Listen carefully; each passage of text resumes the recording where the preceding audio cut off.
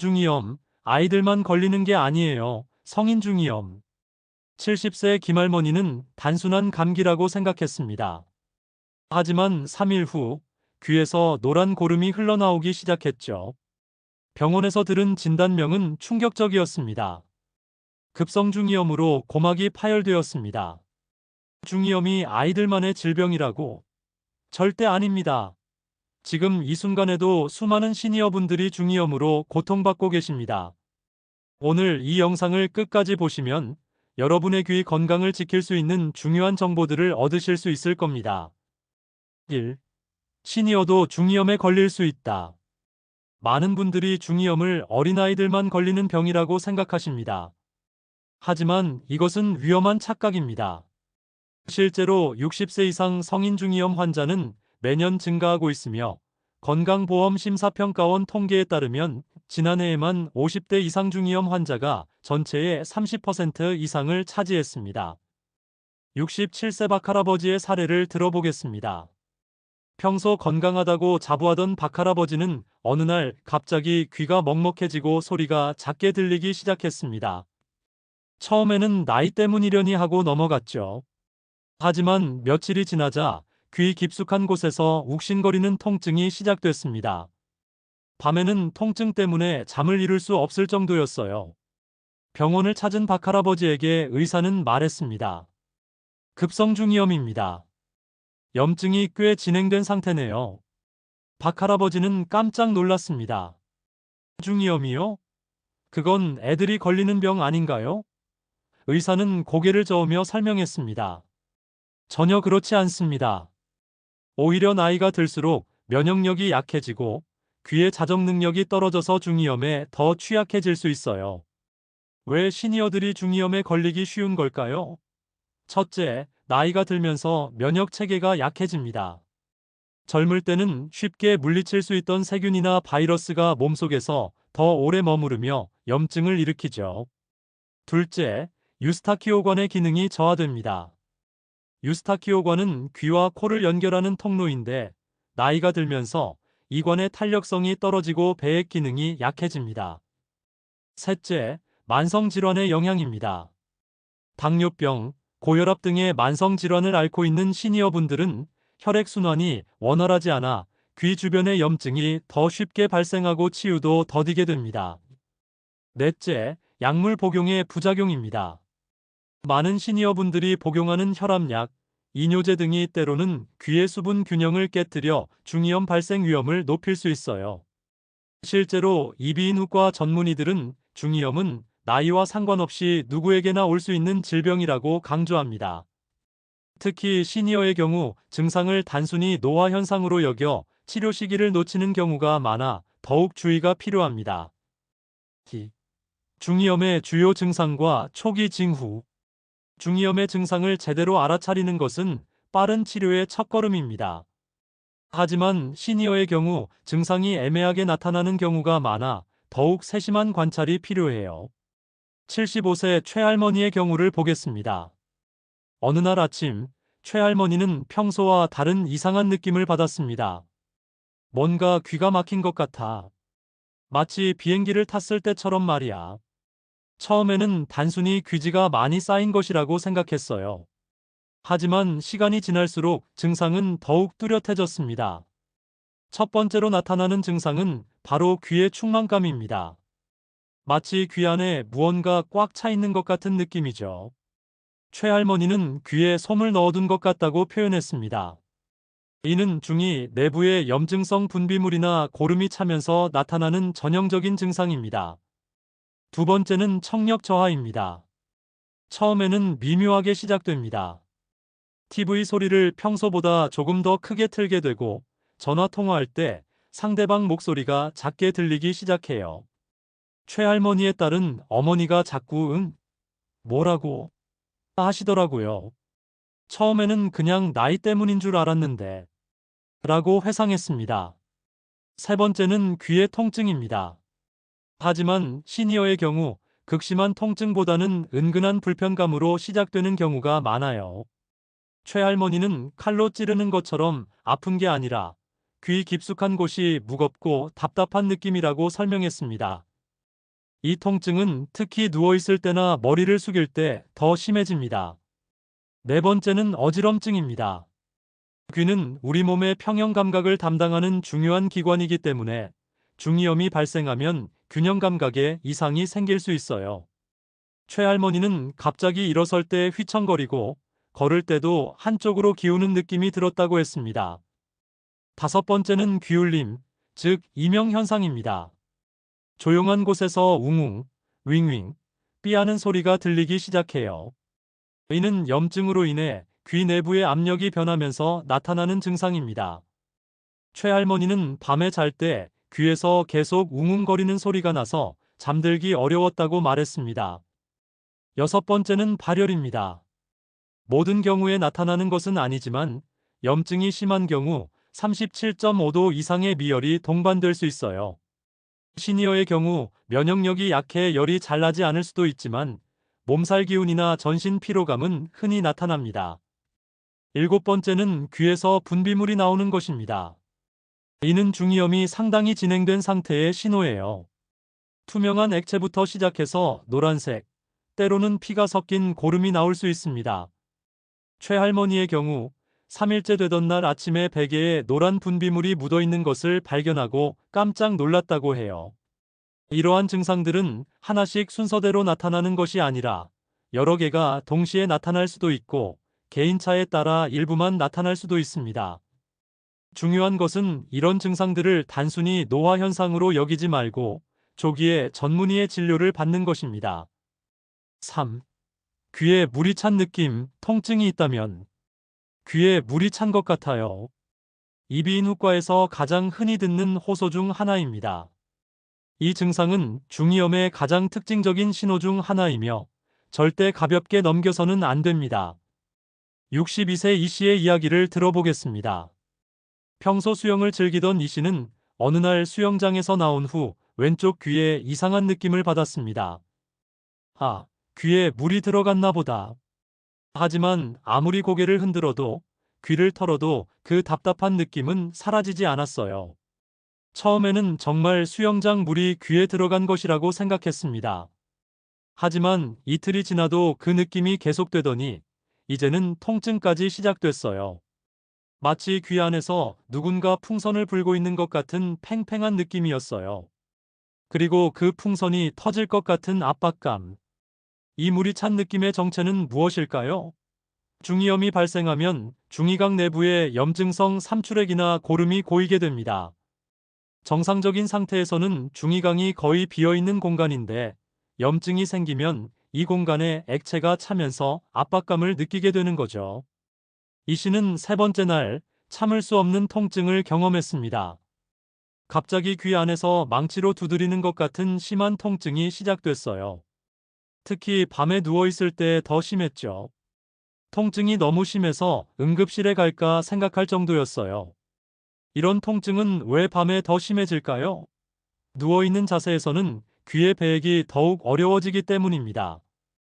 또한 혈압이 높아지는 새벽 시간대에는 귀 내부의 압력도 함께 높아져서 통증이 더욱 심해질 수 있어요. 이 씨가 경험한 또 다른 증상은 귀가 먹먹한 느낌이었습니다. 마치 높은 산에 올라갔을 때나 비행기를 탈 때의 그런 느낌이었어요. 하지만 침을 삼키거나 하품을 해도 전혀 나아지지 않았죠. 이는 유스타키오관의 기능 장애로 인해 중이와 외부의 압력 차이가 조절되지 않기 때문입니다. 네 번째 날, 이 씨는 드디어 이비인후과를 찾았습니다. 의사는 이내시경으로 귀를 들여다보더니 말했습니다. 고막이 많이 부어 있고 뒤쪽에 삼출액이 고여 있네요. 급성 중이염입니다. 그런데 선생님, 저는 감기 기운도 없었는데 어떻게 중이염이 생길 수 있나요? 이 씨의 질문에 의사는 설명했습니다. 수영장 물이 직접적인 원인은 아니에요. 하지만 수영장의 세균이나 화학물질이 코나 목을 통해 들어가서 상기도 감염을 일으키고 이것이 유스타키오관을 통해 중이로 전파된 것 같습니다. 치료를 시작한 후 이 씨는 놀라운 변화를 경험했습니다. 항생제를 복용한 지 이틀 만에 그 답답한 물이 찬 느낌이 점점 줄어들기 시작했어요. 마치 귀 안의 풍선에서 공기가 빠지는 것 같은 느낌이었어요. 그리고 4일째부터는 청력도 서서히 돌아오기 시작했죠. 하지만 모든 환자가 이 시처럼 빠른 회복을 보이는 것은 아닙니다. 특히 시니어의 경우 치료 반응이 더디고 합병증 발생 위험도 높기 때문에 더욱 세심한 관리가 필요해요.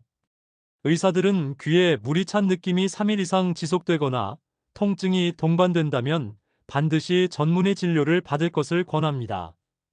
초기에 적절한 치료를 받으면 대부분 완전히 회복됩니다. 하지만 방치하면 만성중이염으로 진행되거나 심한 경우 청력을 잃을 수도 있어요. 4. 감기와 중이염의 연관성. 그냥 감기인 줄 알았는데. 이는 중이염 환자들이 가장 많이 하는 말 중 하나입니다. 실제로 중이염의 80% 이상이 상기도 감염, 즉 감기나 비염과 연관되어 발생합니다. 68세 정할아버지의 사례를 보겠습니다. 지난 겨울, 정할아버지는 평범한 감기에 걸렸습니다. 콧물, 기침, 목 아픔, 누구나 겪는 흔한 증상들이었죠. 그냥 며칠 지나면 나아지겠지 하며 집에서 약국 감기약만 먹고 있었어요. 하지만 감기 증상이 시작된 지 5일째 새로운 증상이 나타났습니다. 오른쪽 귀가 먹먹해지기 시작한 거예요. 처음에는 코가 막혀서 그런가 보다 했어요. 감기 걸렸을 때 종종 그런 적이 있었거든요. 그런데 이번은 달랐습니다. 감기 증상은 조금씩 나아지는데 귀의 먹먹함은 오히려 더 심해졌어요. 그리고 7일째 되던 날 밤, 갑작스럽게 심한 귀 통증이 시작됐습니다. 마치 누군가 귀에 송곳을 찔러 넣는 것 같았어요. 통증이 너무 심해서 잠을 한숨도 못 잤죠. 다음 날 아침, 정할아버지는 급히 병원을 찾았습니다. 의사의 진단은 급성중이염이었어요. 감기 바이러스가 유스타키오관을 통해 중이로 전파된 것 같습니다. 염증이 꽤 심한 상태네요. 왜 감기가 중이염을 일으킬까요? 이를 이해하려면 먼저 유스타키오관의 역할을 알아야 합니다. 유스타키오관은 중이와 코인두를 연결하는 작은 통로로 평소에는 닫혀 있다가 침을 삼키거나 하품할 때 잠깐 열립니다. 이를 통해 중이의 압력을 조절하고 분비물을 배출하는 역할을 하죠. 그런데 감기에 걸리면 코와 목 부위에 염증이 생기면서 유스타키오관 입구가 부어오릅니다. 그러면 이 관이 제대로 열리지 않게 되고 중이의 환기와 배액이 어려워져요. 더 나아가 감기 바이러스나 세균이 이 관을 통해 중이로 직접 침입할 수도 있습니다. 정할아버지의 경우 감기 초기에 코를 너무 세게 풀었던 것도 문제가 되었어요. 코가 막혀서 답답하니까 자꾸 세게 풀었거든요. 하지만 이는 매우 위험한 행동입니다. 코를 세게 풀면 코 속의 바이러스나 세균이 압력에 의해 유스타키오관으로 밀려 들어갈 수 있거든요. 의사는 정할아버지에게 올바른 코 푸는 방법을 알려주었습니다. 한쪽 콧구멍을 막고 반대쪽을 가볍게 푸세요. 절대 양쪽을 동시에 세게 풀면 안 됩니다. 그리고 코를 푼 후에는 반드시 손을 깨끗이 씻으세요. 치료 과정에서 정할아버지는 흥미로운 사실을 알게 되었습니다. 중이염 치료를 위해서는 단순히 귀만 치료하는 것이 아니라 코와 목의 염증도 함께 치료해야 한다는 것이었어요. 항생제와 함께 비충혈 완화제도 처방받았어요. 코의 부기를 빼서 유스타키오관이 다시 제대로 기능할 수 있도록 하는 거라고 하더라고요. 감기로 인한 중이염을 예방하려면 어떻게 해야 할까요? 첫째, 감기에 걸렸을 때 코를 올바르게 푸는 것입니다. 둘째, 충분한 수분 섭취로 분비물이 끈끈해지지 않도록 하는 것이에요. 셋째, 금연은 필수입니다. 담배 연기는 유스타키오관의 기능을 현저히 떨어뜨리거든요. 넷째, 감기 초기에 무리하지 않는 것입니다.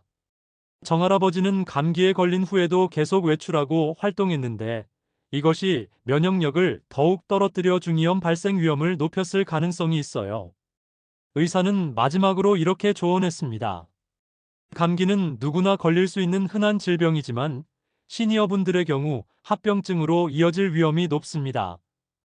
특히 감기 증상과 함께 귀에 이상이 느껴진다면 지체하지 말고 병원을 찾으세요.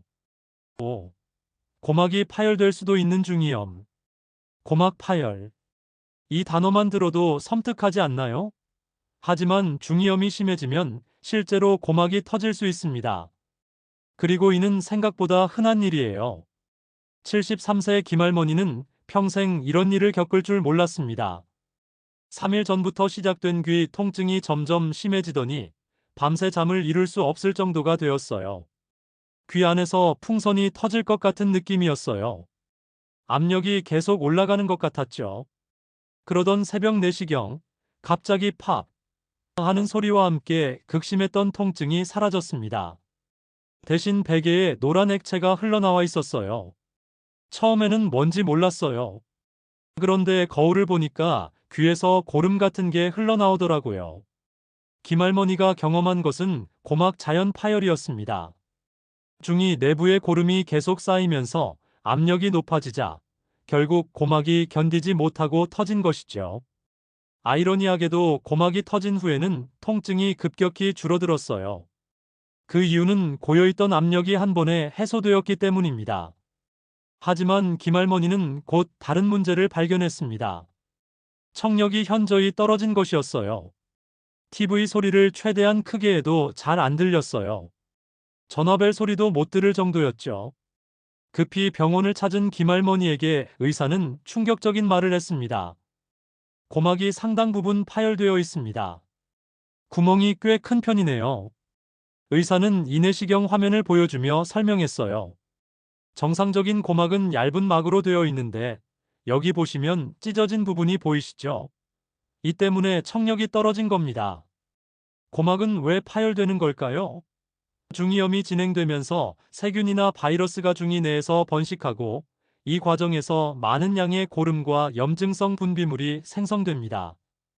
이런 분비물들이 좁은 중이 공간에 계속 쌓이면서 압력이 급격히 높아지죠. 고막은 생각보다 얇고 섬세한 조직이라 이런 압력을 오래 견디지 못하고 터지게 됩니다. 그럼 제 청력은 어떻게 되는 건가요? 김할머니의 걱정스러운 질문에 의사는 안심시켜 주었습니다. 다행히 고막은 재생 능력이 뛰어난 조직입니다. 적절한 치료를 받으면 대부분 자연적으로 아물어요. 하지만 치료 기간 동안 귀에 물이 들어가지 않도록 각별히 주의해야 합니다. 치료는 2단계로 진행되었습니다. 첫 번째는 감염 치료였어요. 강력한 항생제를 투여해서 중이 내의 세균을 박멸하는 것이죠. 두 번째는 고막 보호였습니다. 고막이 다시 아물 때까지 외부 감염을 차단하고 재생을 도와주는 치료를 받았어요. 김할머니는 치료 과정에서 많은 것을 배웠습니다. 고막이 파열되면 절대 귀를 후비거나 만지면 안 된다고 하더라고요. 그리고 세수할 때도 귀에 물이 들어가지 않도록 솜으로 막고 조심스럽게 해야 한다고요. 2주 후 재검사에서 놀라운 결과가 나왔습니다. 고막이 거의 다 아물었네요. 청력도 많이 회복되었고요. 의사의 말에 김할머니는 안도의 한숨을 쉬었어요. 하지만 완전한 회복까지는 더 시간이 필요했습니다. 한 달 후 김할머니의 고막은 완전히 회복되었고 청력도 거의 정상 수준으로 돌아왔어요. 정말 다행이었어요. 처음에는 평생 잘 못 들을까봐 너무 걱정됐거든요. 하지만 모든 경우가 김할머니처럼 좋은 결과를 보이는 것은 아닙니다.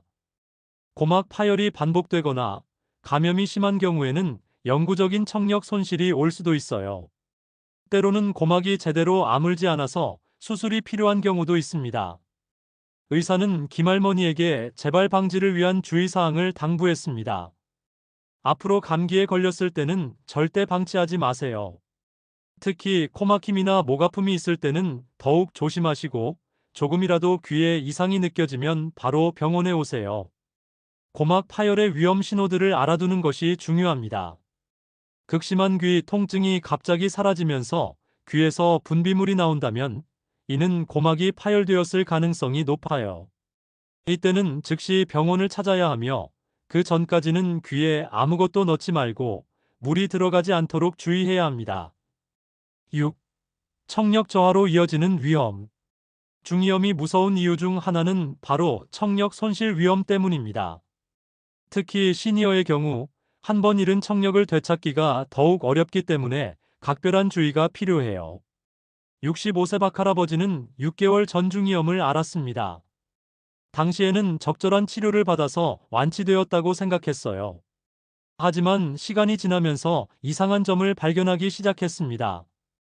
뭔가 예전만큼 잘 안 들리는 것 같았어요. 처음에는 그냥 나이 때문인가 했는데 박할아버지의 가족들도 변화를 느꼈습니다. 손자가 할아버지가 TV를 너무 크게 틀어요라고 불평하기 시작했고, 전화 통화할 때도 자꾸 뭐라고 다시 말해봐라고 하는 횟수가 늘어났어요. 처음에는 단순한 노인성 난청이라고 생각했지만 청력 검사 결과는 충격적이었습니다. 중이염 후유증으로 인한 전음성 난청입니다.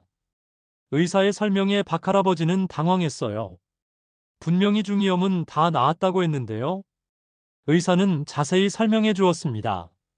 중이염이 완치되었다고 해서 항상 청력이 100% 회복되는 것은 아닙니다. 특히 염증이 심했거나 오래 지속된 경우 중이 내의 작은 뼈들이나 고막에 손상이 남을 수 있어요. 우리 귀의 청력 메커니즘을 이해해 보겠습니다.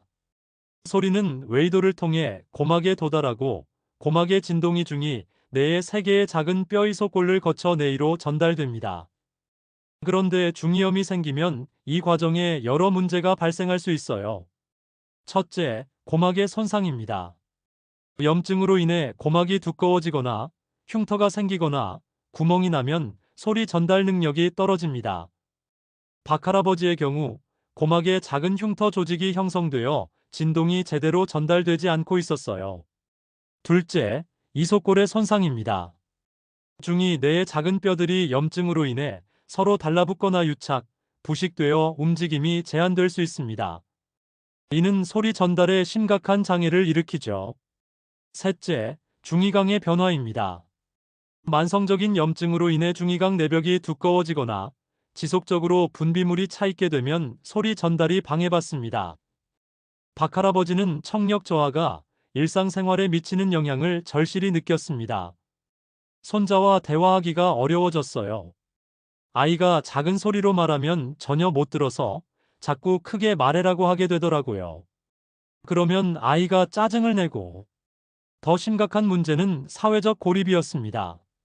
친구들과 모임에 가도 여러 사람이 동시에 말하면 누가 뭐라고 하는지 못 알아들어요. 그래서 점점 모임에 나가기 싫어지더라고요. 안전상의 문제도 있었습니다.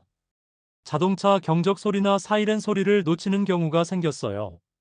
특히 뒤에서 오는 차 소리를 못 들어서 위험한 적이 몇 번 있었죠. 치료 방법은 청력 손실의 정도와 원인에 따라 달랐습니다.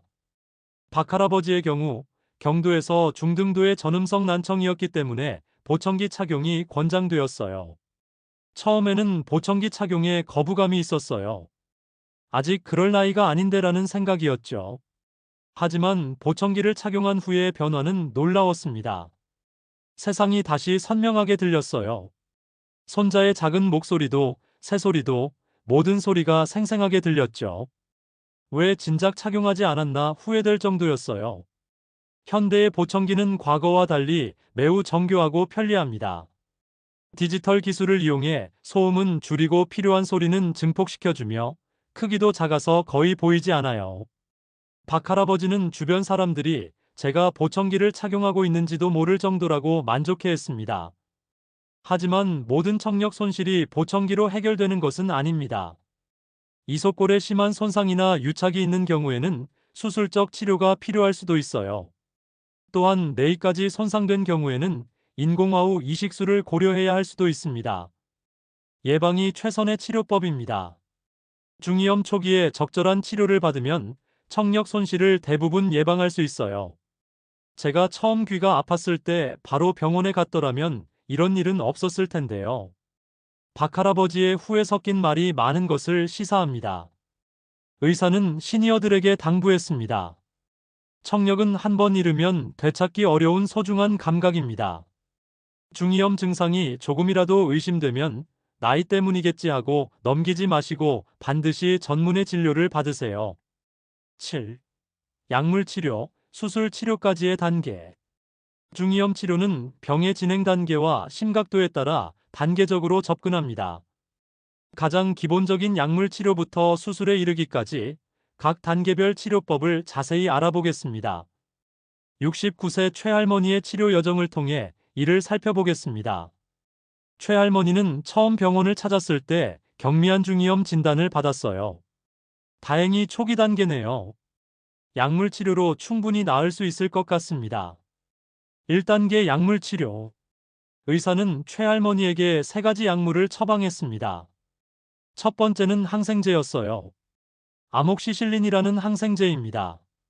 하루 2번, 일주일간 복용하세요.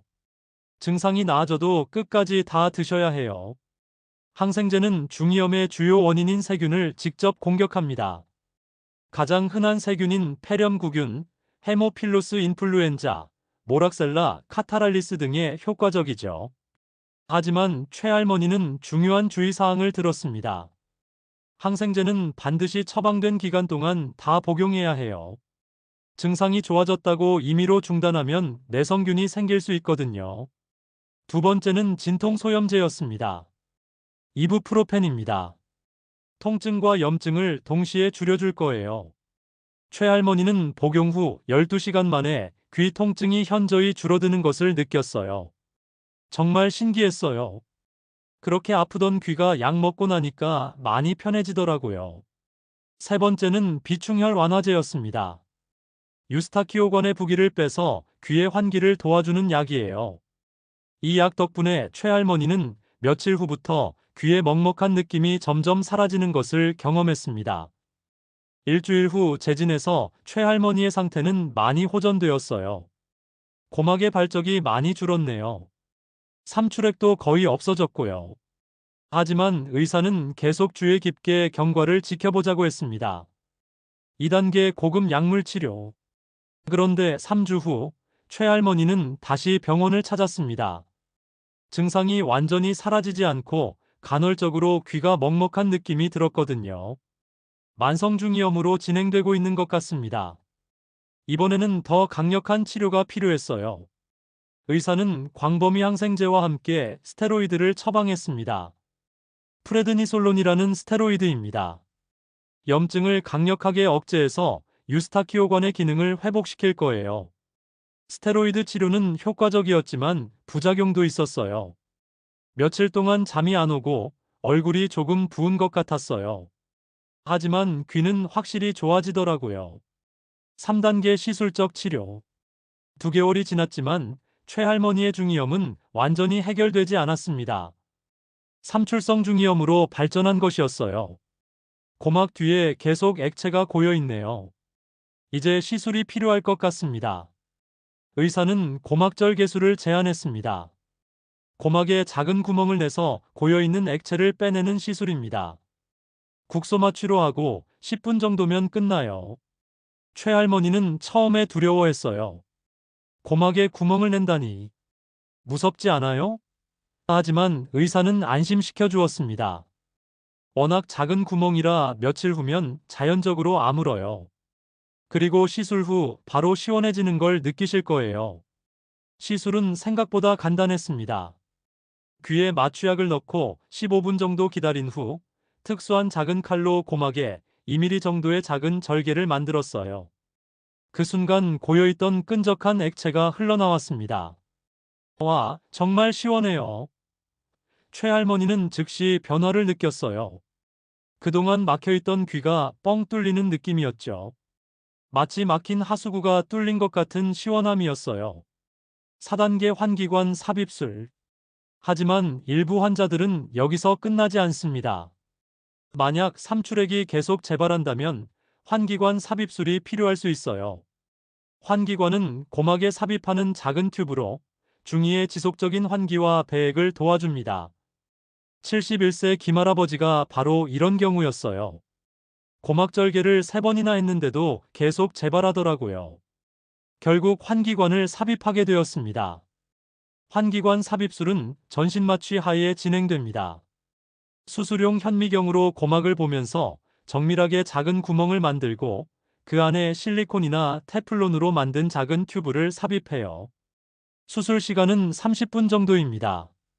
수술 후 바로 귀가 뻥 뚫렸어요. 그리고 6개월 동안 중이염이 전혀 재발하지 않았죠. 김할아버지는 만족해했습니다. 환기관은 보통 6개월에서 1년 정도 유지되다가 자연스럽게 빠져나가며 그 후 고막의 구멍도 저절로 아물어요. 5단계 고실성 형술. 가장 심각한 경우에는 고실성 형술이라는 큰 수술이 필요할 수도 있습니다. 이는 손상된 고막이나 이속골을 인공 재료나 자가 조직으로 재건하는 수술이에요. 74세 이 할머니가 이런 경우였습니다. 만성중이염으로 고막과 이속골이 심하게 손상되었어요. 청력도 많이 떨어졌고요. 2시간 정도의 전신마취 수술을 통해 고막을 재건하고 손상된 이속골을 인공뼈로 교체했습니다. 수술 후 3개월쯤 지나니까 청력이 많이 회복되었어요. 물론 예전만큼은 아니지만 일상생활에는 큰 지장이 없을 정도예요. 각 단계별 치료법은 환자의 상태, 나이, 전반적인 건강 상태를 종합적으로 고려해서 결정됩니다. 중요한 것은 초기에 적절한 치료를 받으면 대부분 1-2 단계에서 완치될 수 있다는 점이에요. 의사는 강조했습니다. 중이염은 충분히 치료 가능한 질병입니다. 하지만 방치하면 점점 더 복잡하고 어려운 치료가 필요해질 수 있어요. 조기 발견과 치료가 가장 중요합니다. 8. 재발 방지를 위한 습관. 중이염을 성공적으로 치료했다고 해서 끝이 아닙니다. 재발을 방지하는 것이 더욱 중요해요. 특히 시니어의 경우 한 번 중이염을 앓으면 재발 위험이 높아지기 때문에 평소 생활 습관 관리가 필수적입니다. 66세 장할아버지는 지난 2년간 중이염을 3번이나 앓았습니다. 처음에는 우연의 일치인 줄 알았어요. 하지만 자꾸 반복되니까 뭔가 문제가 있다는 생각이 들더라고요. 의사는 장할아버지에게 생활 습관을 자세히 물어보았습니다. 그 결과 몇 가지 문제점들이 발견되었어요. 흡연을 하시는군요. 그리고 코를 푸는 방법도 잘못되어 있고 귀 청소 습관에도 문제가 있어 보입니다. 첫 번째, 금연이 최우선. 담배는 중이염의 최대적입니다.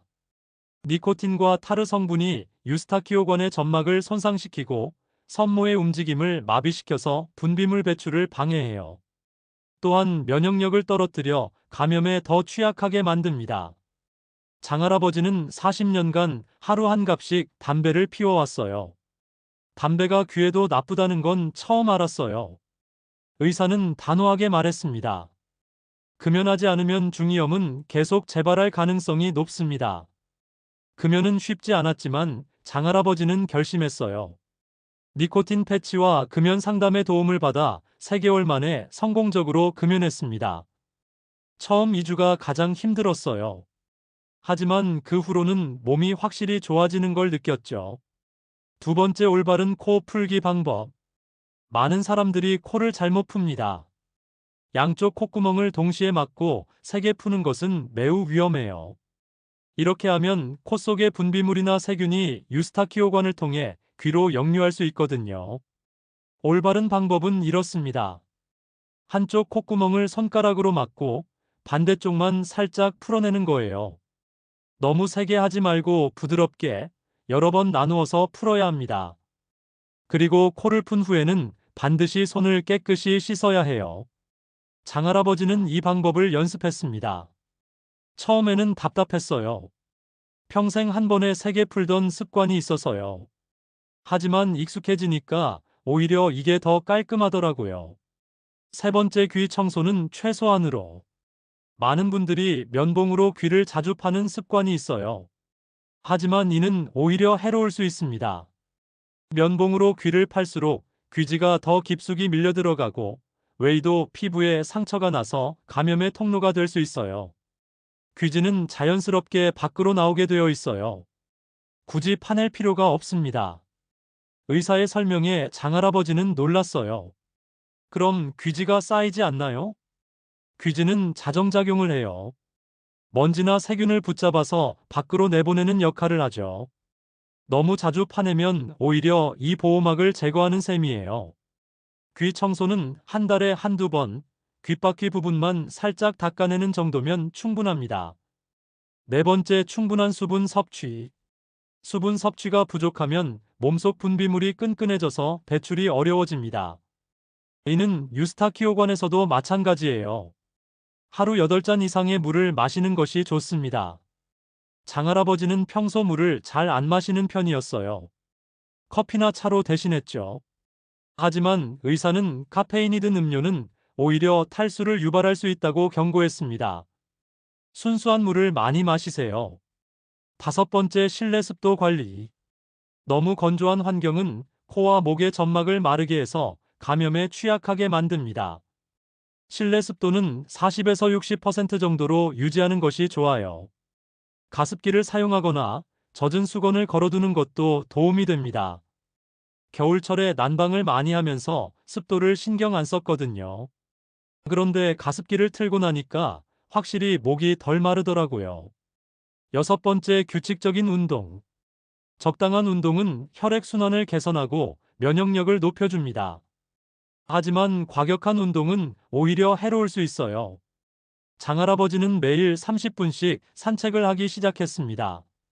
처음에는 귀찮았는데 몇 주 하다 보니까 몸이 가벼워지는 걸 느꼈어요. 그리고 감기도 덜 걸리는 것 같고요. 7번째, 스트레스 관리. 스트레스는 면역력을 떨어뜨리는 주요 원인 중 하나입니다. 장할아버지는 퇴직 후 할 일이 없어서 스트레스를 많이 받고 있었어요. 아무것도 안 하고 있으니까 오히려 더 답답했어요. 의사는 취미 활동을 권했습니다. 장할아버지는 오랫동안 관심 있던 서예를 시작했어요. 집중하다 보면 시간도 금방 가고 마음도 편해지더라고요. 8번째, 정기적인 검진. 6개월에 한 번씩 이비인후과 정기 검진을 받는 것이 좋습니다. 증상이 없어도 미리 문제를 발견할 수 있거든요. 이런 생활 습관 개선을 통해 장할아버지는 지난 1년간 중이염이 전혀 재발하지 않았습니다. 처음에는 이런 작은 것들이 도움이 될까 싶었는데 확실히 효과가 있어요. 의사는 마지막으로 당부했습니다. 중이염 재발 방지는 하루아침에 되는 것이 아니에요. 꾸준한 생활 습관 관리가 가장 중요합니다. 그리고 조금이라도 이상 증상이 느껴지면 지체하지 말고 병원을 찾으세요. 지금까지 시니어 중이염에 대해 자세히 알아보았습니다. 70세 김할머니부터 시작해서 여러 사례들을 통해 보셨듯이 중이염은 결코 아이들만의 질병이 아닙니다. 오히려 나이가 들수록 더욱 주의해야 할 질병이에요. 중이염의 무서운 점은 처음에는 단순한 감기나 노화 현상으로 오인하기 쉽다는 것입니다. 하지만 방치하면 고막 파열, 영구적인 청력 손실, 심한 경우 뇌 감염까지 이어질 수 있는 위험한 질병입니다. 다행히 조기에 발견하고 적절한 치료를 받으면 대부분 완치가 가능해요. 약물 치료부터 수술까지 다양한 치료법이 있고 현대의학의 발달로 치료 성공률도 매우 높습니다. 기억해 주세요. 귀에 물이 찬 느낌이 3일 이상 지속되거나 통증이 있거나 청력이 떨어지는 느낌이 든다면 망설이지 마시고 이비인후과를 찾으세요. 나이 때문이겠지라고 넘기는 순간 치료 시기를 놓칠 수 있습니다. 특히 감기에 걸렸을 때는 더욱 주의하세요. 코를 올바르게 풀고 충분한 휴식을 취하고 수분을 많이 섭취하는 것만으로도 중이염을 충분히 예방할 수 있어요. 이미 중이염을 앓으신 분들은 재발 방지가 중요합니다. 금연, 올바른 귀 관리, 적절한 운동, 스트레스 관리를 통해 건강한 귀를 유지할 수 있습니다. 그리고 정기검진을 잊지 마세요. 건강한 노년을 위해서는 청력 건강이 필수입니다. 가족, 친구들과의 소통, 일상생활의 안전, 삶의 질 모든 것이 귀 건강과 직결되어 있어요. 오늘 이 영상이 여러분의 귀 건강을 지키는데 도움이 되었기를 바랍니다. 건강한 귀로 더욱 풍요로운 시니어 라이프를 즐기세요. 구독과 좋아요는 더 유익한 건강 정보를 만드는 데 큰 힘이 됩니다. 궁금한 점이 있으시면 댓글로 남겨주세요. 다음에도 건강한 정보로 찾아뵙겠습니다. 감사합니다.